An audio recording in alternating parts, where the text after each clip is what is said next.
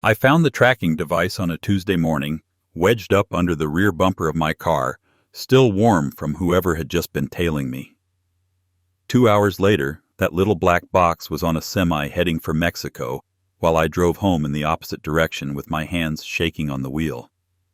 Someone is following me, and it started right after I got my brother's inheritance, and exactly a week after I rewrote my will in secret. What would you do if you were me? Before you answer, let me tell you how an old man like me ended up turning his own life into a trap. Read this to the end, then tell me if I went too far, or not far enough. My name is Thomas Reed. I am 71 years old, a widower, retired from 38 years as an electrician in Columbus, Ohio. I have a son, David, a daughter, Claire, and one granddaughter who is the only person in this story I trust without hesitation. I lived a quiet life until 6 weeks ago, when my older brother died and left me far more money than I ever expected to see, and my own children began looking at me less like a father and more like a bank account with a pulse. That was the beginning of the trouble. It started with a phone call at 6:12 in the morning. "Tom? It's Nora." I was still in bed. The dawn light made soft rectangles on the ceiling, the way it had on the morning my wife died 10 years earlier. I sat up too fast and felt the familiar ache in my lower back. "Nora?" I cleared my throat. "You all right?" Silence for half a second, then a sound I hadn't heard from my sister-in-law in decades, a small, helpless sob. "It's Jack," she said. "He's gone." My brother was only 3 years older than me, but he'd always felt like a generation ahead. While I was climbing ladders and pulling wire, he was climbing corporate ladders, then bailing out to start businesses I did not understand.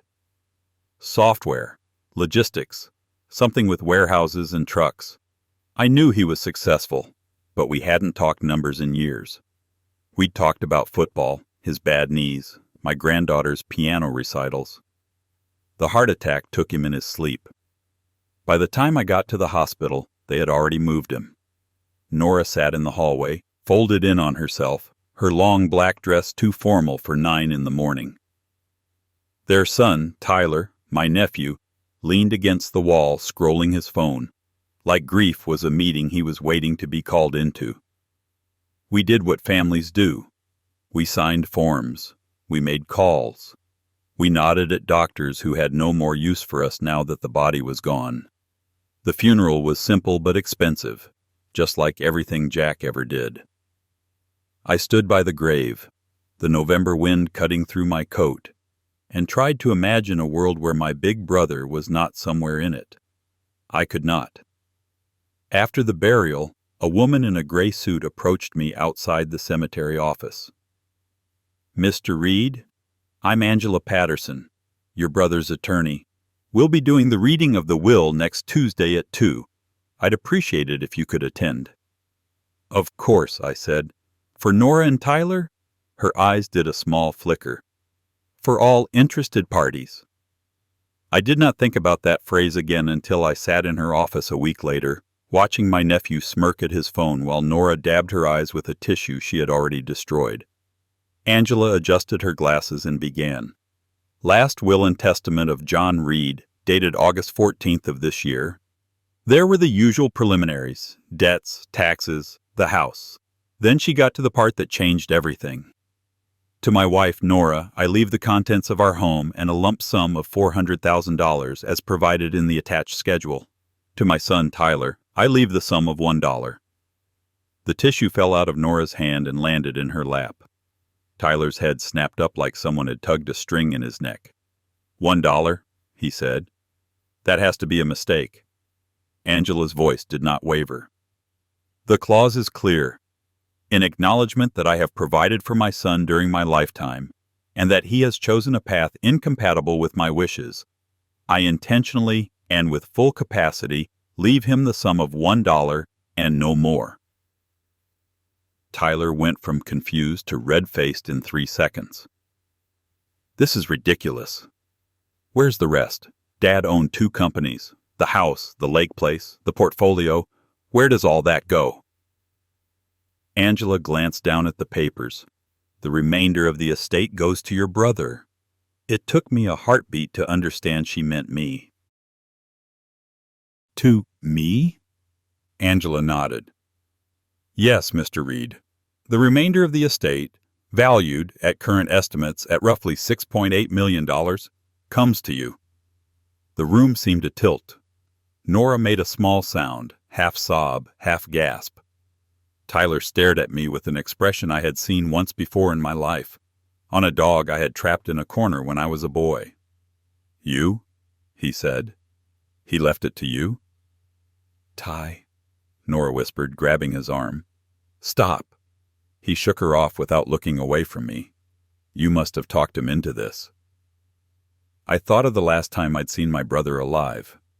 We were on my back porch in July, sweating through our shirts, drinking beer and talking about the past. If something happens to me, he'd said, looking at the maple tree instead of at me, you're the only one I trust to do the right thing. You always were. I had laughed it off. Nothing's going to happen to you, Jack. Apparently, he had not laughed it off. By the time I left the attorney's office, I was a wealthy man on paper and a target in a way I did not yet understand.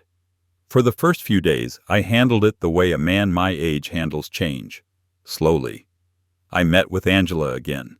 We went through accounts and statements. It felt like trying to drink from a fire hose. My entire life savings sat in a modest IRA and the value of my paid-off two-bedroom house. Jack's accounts were strings of numbers I could not quite believe were real. I don't need all this, I told Angela. I have everything I need. Social Security, my pension, the house. She smiled faintly. Mr. Reed, that's exactly why he left it to you. People who think that way tend not to waste it. I told my children the following Sunday. We were at my house, the same place where they'd grown up.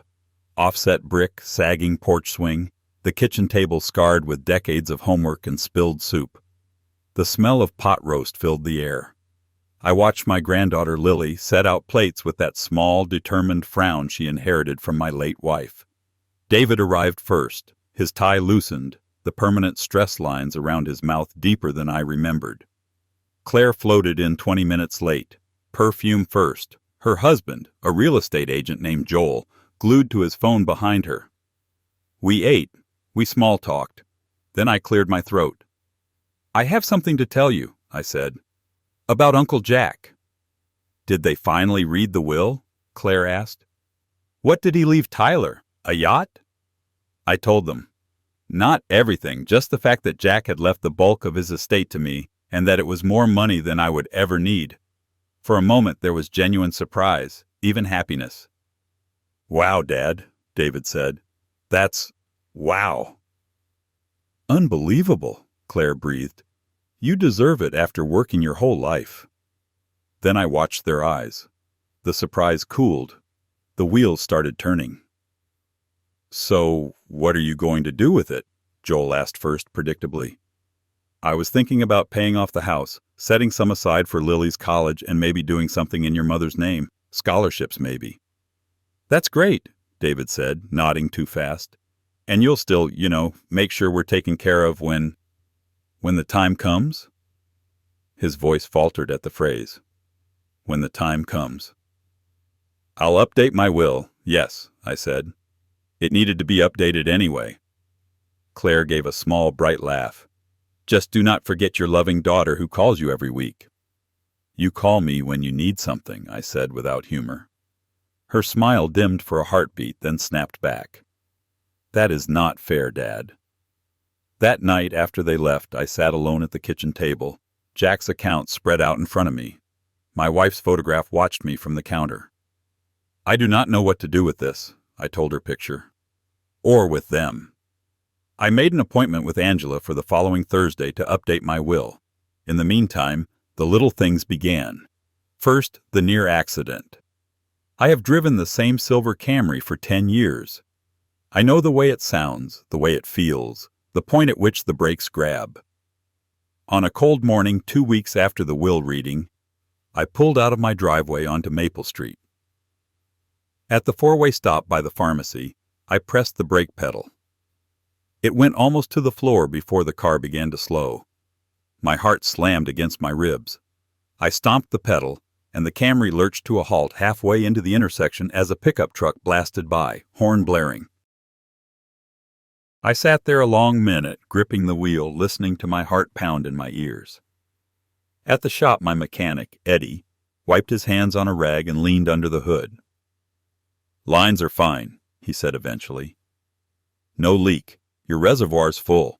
Pads are worn, but nothing catastrophic." "But the pedal went soft," I insisted. "Almost to the floor." He shrugged. "Could be air in the line. Could be a bad cylinder starting to go. I will bleed the brakes, top everything off. Take it easy for a few days, okay?" I did. Then there was the gas stove.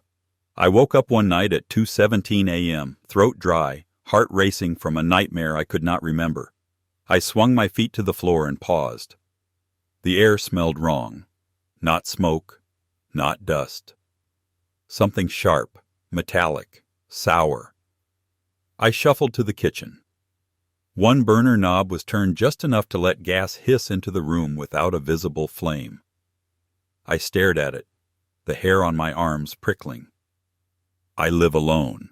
I do not drink. I do not cook late at night anymore. I had not touched the stove since dinner, 8 hours earlier. I always checked the burners before bed, always. Years of habit drilled by my own safety lectures. I turned the knob off, opened windows, stood in the doorway of my own house at 2:30 in the morning while cold air rushed past me, carrying something invisible I could not prove had been there at all.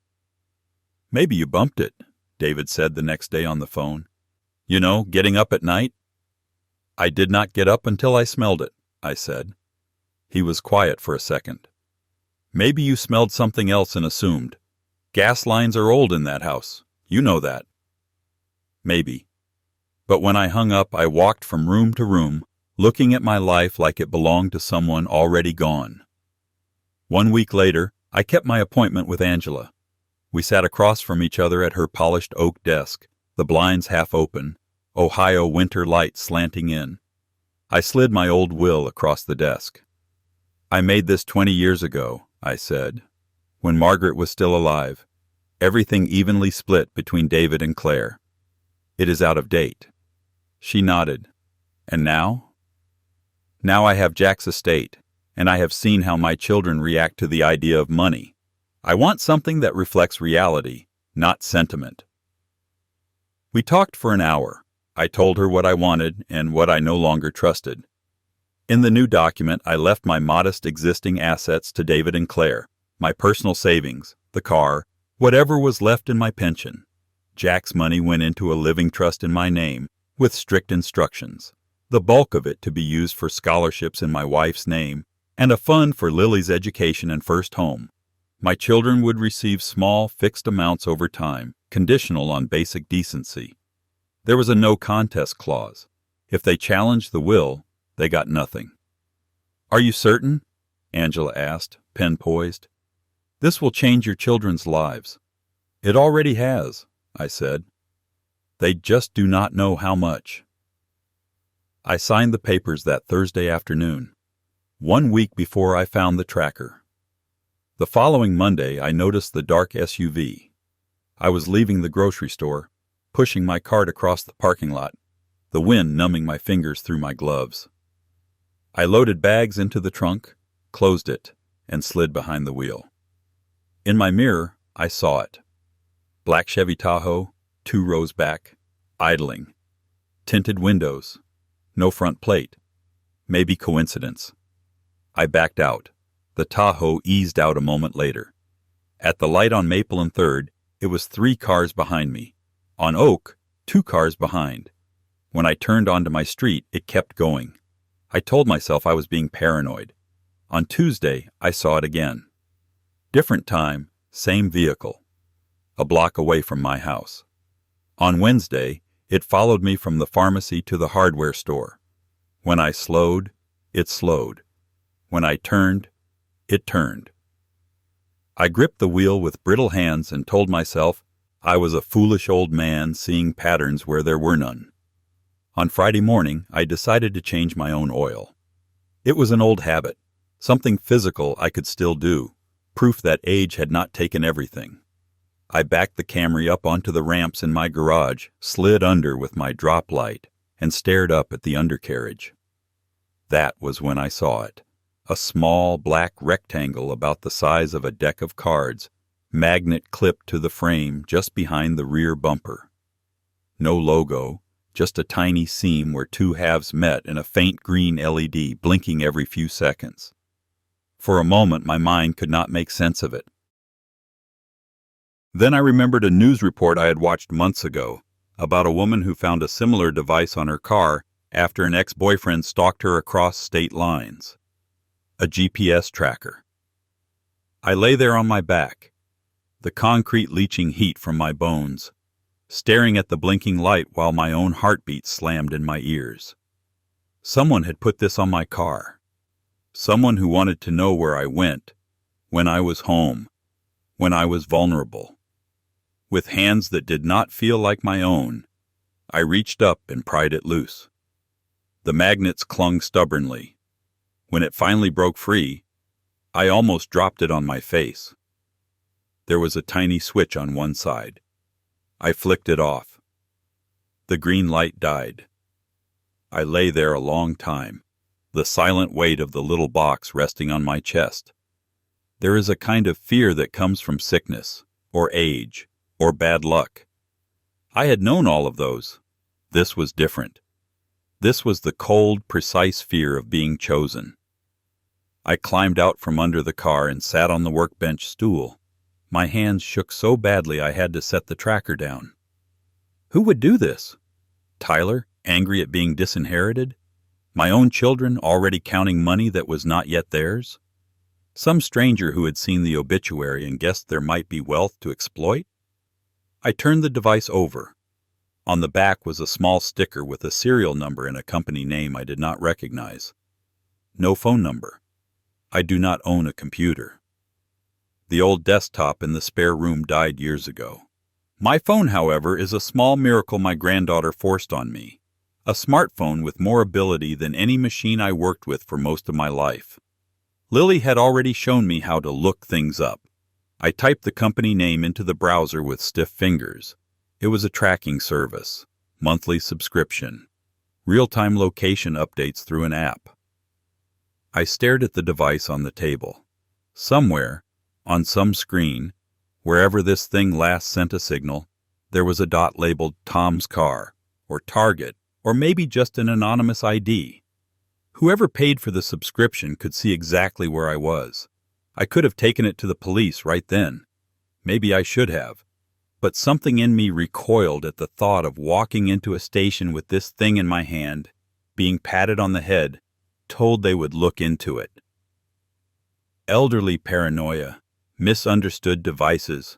Another part of me, the part that had crawled around attics at 3 a.m. fixing wiring with live current on the line, felt something else stir.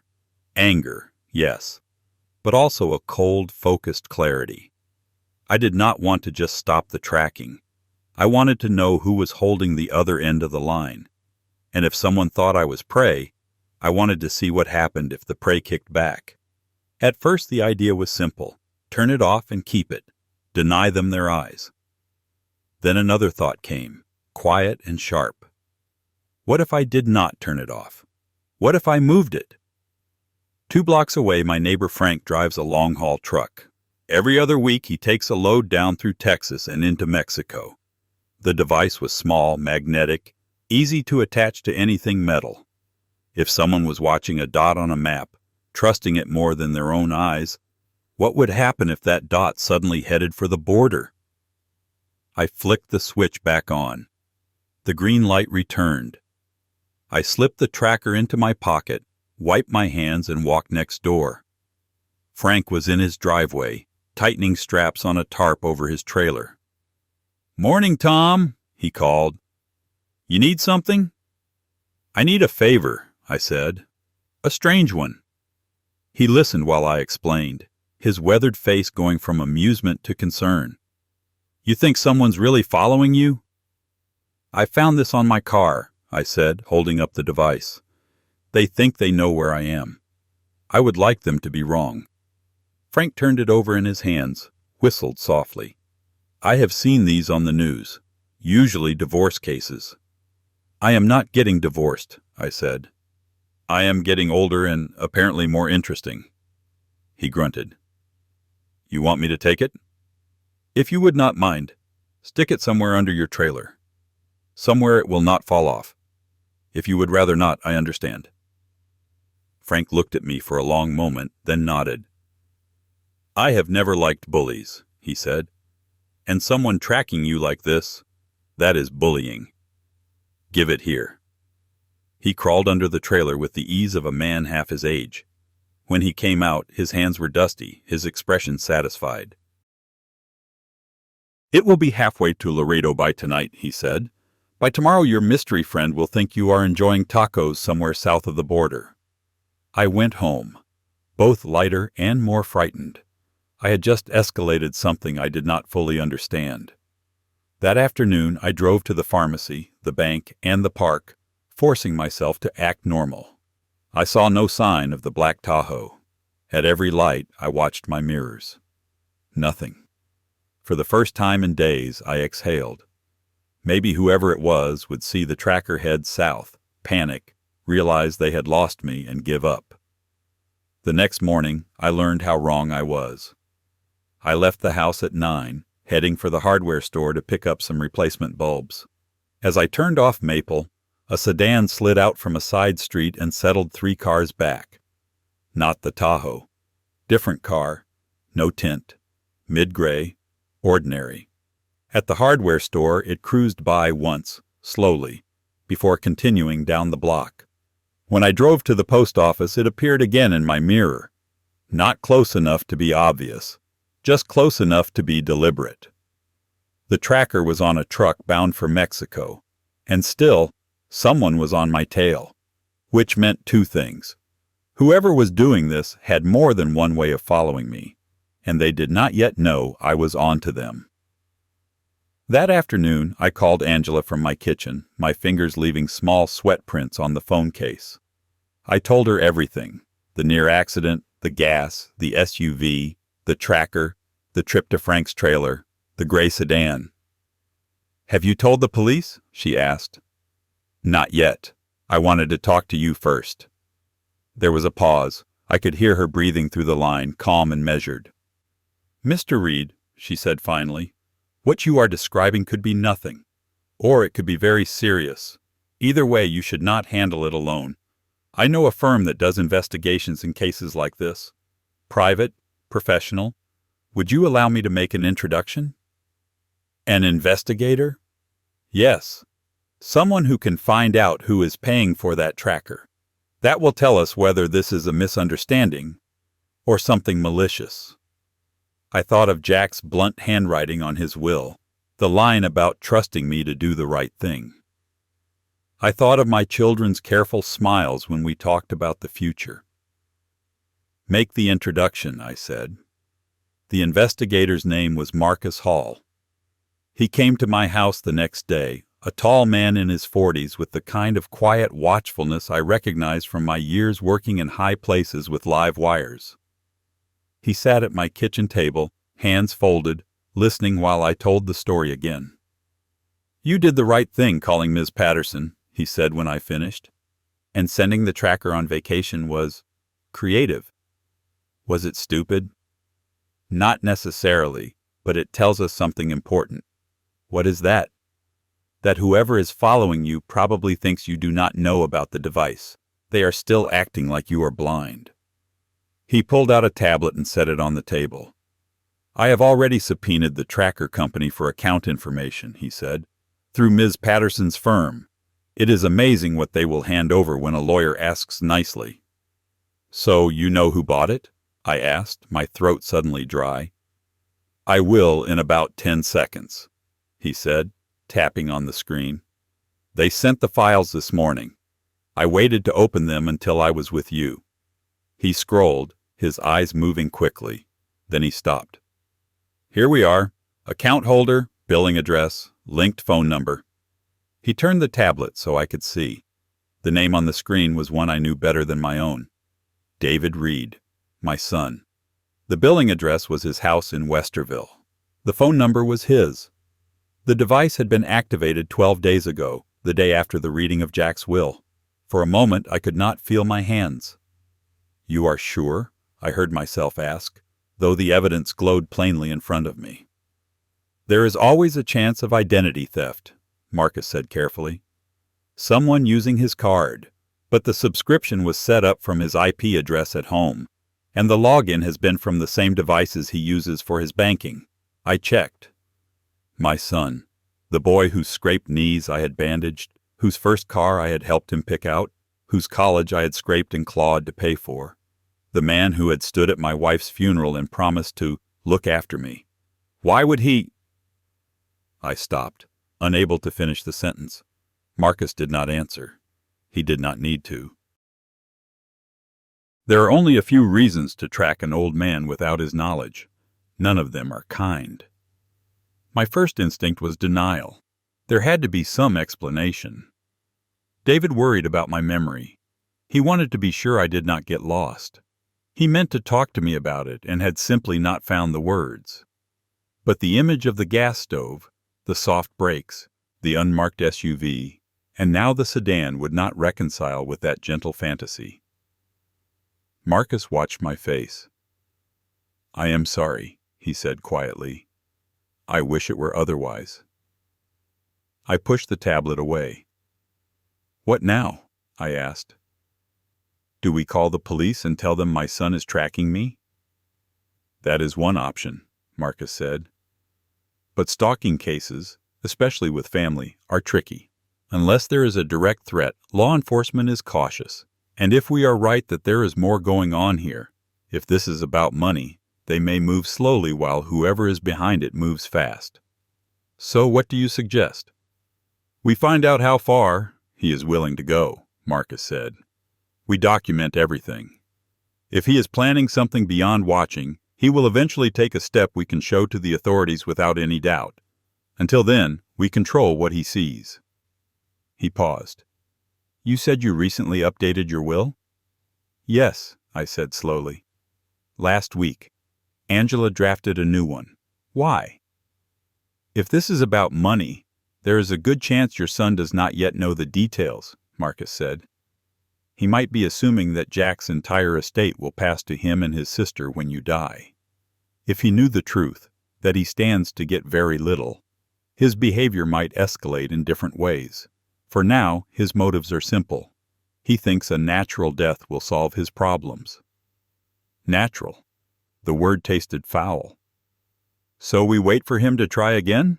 I asked. "We wait for him to finish whatever he has started?"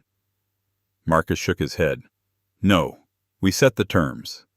We make it clear that you are not alone, and if he crosses a line, we make sure there are consequences." He leaned forward. "Mr. Reed, I need to ask you something difficult. Has your son ever been violent, desperate, in debt?" I thought of David's late-night calls over the years, the quiet requests for a little help with this or that bill, the second mortgage I had helped him cover when the market dipped, the way he had looked at me after Jack's will, eyes bright and calculating. "He has never hit me," I said. "But he has been drowning for a long time. Mortgage, private school for the boys, 2 car payments. He works hard, but it is never enough. I have helped more than I should have." "And your daughter?" "Claire spends money as if it were water and she were on fire," I said. "But she married a man who loves the sound of his own voice too much to plan a murder." Marcus nodded slowly. "Then David is our focus for now." He slid the tablet back toward himself. "We will set up cameras at your home, discreet. We will log every unusual incident. If David is in as much trouble as you suspect, he will not be patient forever. At some point, he will either confront you or take a step that exposes his intent. When he does, we will be ready. In the meantime, do not confront him about the tracker. Act as if nothing has changed. Do you think you can do that?" I thought of my granddaughter's small hand in mine, the way she always checked to be sure I was buckled when we drove anywhere. I thought of my wife, who had died believing our son was decent, if flawed. "Yes," I said, "I can do that." And here's the part where, if I were a younger man, perhaps I would have done something impulsive. Confronted David, thrown him out of my house, driven to his doorstep, and demanded answers. Instead, I did something slower, colder. I waited. And while I waited, I set my own trap. Because if my own son was willing to track me like an animal for money he had not earned, I needed more than just hope and cameras. I needed leverage that would hold even after I was gone. I called Angela. "There is one more thing I want to add to the will," I said. "We can amend it," she replied. "What did you have in mind?"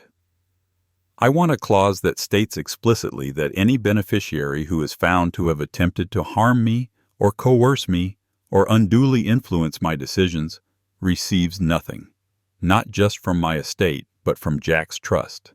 And I want language that allows the trustee to use funds to assist in prosecuting anyone who tries." "That is strong language," she said. "So are brake failures and gas leaks," I said. She did not argue. We made the amendment that same week. I signed it with a steadier hand than I felt. Then I did something else. I printed a fake will. It was not legal, it was not signed, it was not dated correctly, but it looked real enough to someone snooping. In it, I left everything, Jack's money, my house, all of it, to a woman named Eleanor Price, an old friend from church who had once made my daughter furious by suggesting Claire learn to live within her means. I left that fake document in the top drawer of my desk at home, under a thin layer of bills. If David, or anyone, decided to search my house, I wanted them to find something that would frighten them. Desperate people make mistakes when they are scared. Marcus installed cameras in the living room, the hallway, the kitchen, and most importantly, my small home office. Tiny black lenses set high in corners, motion activated, feeding to a cloud server I could barely understand. "Do not worry about the technical side," he said. "Just live your life. I will watch the feeds. If anything happens, I will know." For 3 days, nothing happened. No gas smell. No strange cars. No nightmares. I almost let myself believe it was over, that the tracker had been some panicked experiment on David's part, abandoned when he realized what it meant. Then, on Sunday, my phone buzzed while I was watching a documentary about trains. It was Marcus. "Mr. Reed," he said. "Are you home?" "Yes." "Alone?" "Yes." "Good. Do not make any sudden changes. Do not go to the office. Do not call anyone. I am 10 minutes away." My mouth went dry. "What is going on?" "Your son just broke into your house," he said. "On camera." Here is the second fork in this story, the part where everything that came before suddenly tilted and showed its underside. While I sat in my recliner, half asleep in front of a television program about the history of rail lines, my son had used the spare key I thought I had hidden well to let himself into my house an hour earlier. He had stood in my kitchen listening, then moved down the hallway toward my office. Marcus had watched it all in real time, unable to get to me before David finished whatever he had come to do. According to the footage Marcus showed me later, David went straight to my desk.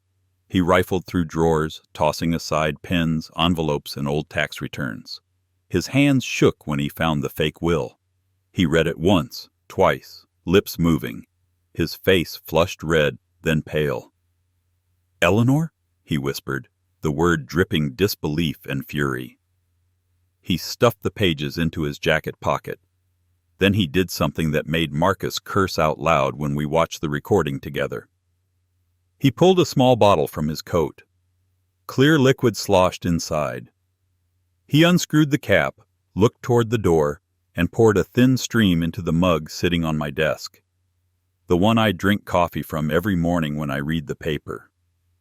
Then he screwed the cap back on. wiped the mug's rim with his sleeve, and left the office.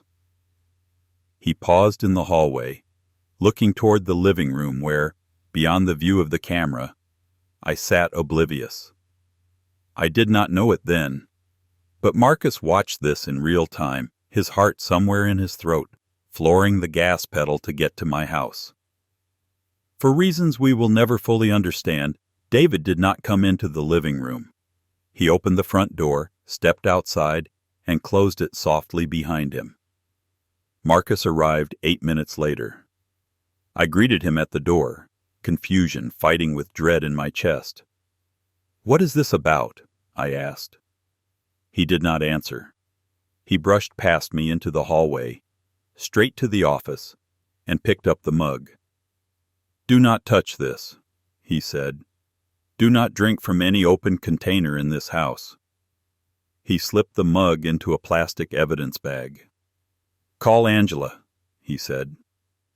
"Tell her I am bringing something to a lab, and then call the police."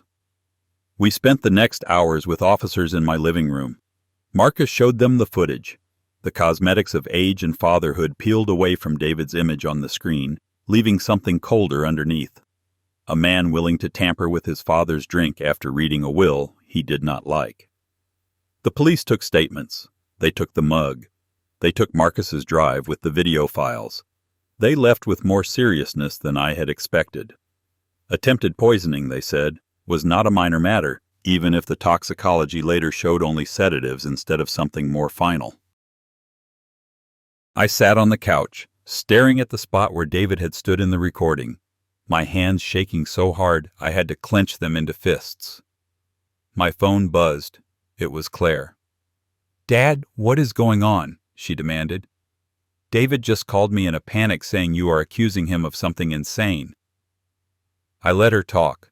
I listened to her insist that David would never hurt me, that he was just stressed and feeling cut out of decisions. When she finally paused, I said, "He put something in my coffee cup, Claire. It is on video. The police have it." Silence. That cannot be right," she said, but the confidence had bled out of her voice. "Come to the house tomorrow morning," I said. "Bring him if he will come. I want you both here at 10. "Why?" "Because I am tired of being hunted in my own life," I said. "And because I would like to look my children in the eyes when I show them exactly what they have done." The next morning, Angela sat at my kitchen table with a thick folder. Marcus leaned against the counter, arms folded. 2 detectives waited in the living room. At 10 sharp, David and Claire walked in. David's eyes were bloodshot. Claire looked as if she had aged 10 years overnight. "Dad," David began. "This is all a big misunderstanding. Sit," I said. "Both of you." They sat. Lily, wisely, was at school. She did not need to hear this yet. Angela opened the folder and slid a printed still frame across the table. David stared down at his own face, caught in the act of pouring liquid into my mug. "What is that?" he whispered. "That is you," Angela said quietly. "Yesterday, in your father's office." "There is also video," Marcus added, "with sound." Claire's hand flew to her mouth. "Dad, I was just—" David faltered. "It was a mistake. I was trying to help you sleep. You have not been sleeping. You told me that. You put drugs in my coffee without my knowledge," I said, "after breaking into my house and stealing a will that upset you." His head snapped up. "That will was not real. It said you were leaving everything to some woman." "Eleanor is a good person," I said, "but that document was a test. One you failed." Claire turned to him. "David, you told me you just went to check on Dad." He looked between us, realizing too late that the room was not arranged in his favor. "What is this?" he demanded. "Some kind of trial?" "Yes," I said. "Exactly." Angela slid another sheet across the table. It was a printout from the tracker company. David's name circled in red. "You subscribed to a GPS tracking service 12 days ago," she said. You put the device on your father's car the night after your uncle's will was read. You have been monitoring his movements since then. That is not illegal, David muttered. I was worried about him. He gets confused. He could get lost. Then why did you not tell me? I asked. He had no answer. The detective stepped forward. Mr. David Reed, one of them said, based on the evidence provided, we are placing you under arrest for attempted poisoning, felony stalking, and burglary. Claire gasped. You cannot do this. He is your father's son. Yes, I said, and that is the only reason he is sitting here and not waking up in a hospital or not waking up at all. He still had a choice. He used it badly. David stood, the chair scraping the floor.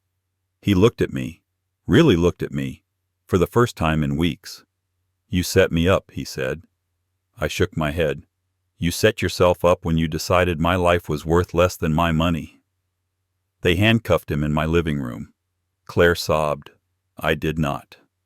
After they took him away, Claire turned on me with an expression I had once seen on her teenage face when I refused to pay for a third credit card. How could you? She demanded. How could I what? I asked. Protect myself? Refuse to die on someone else's schedule?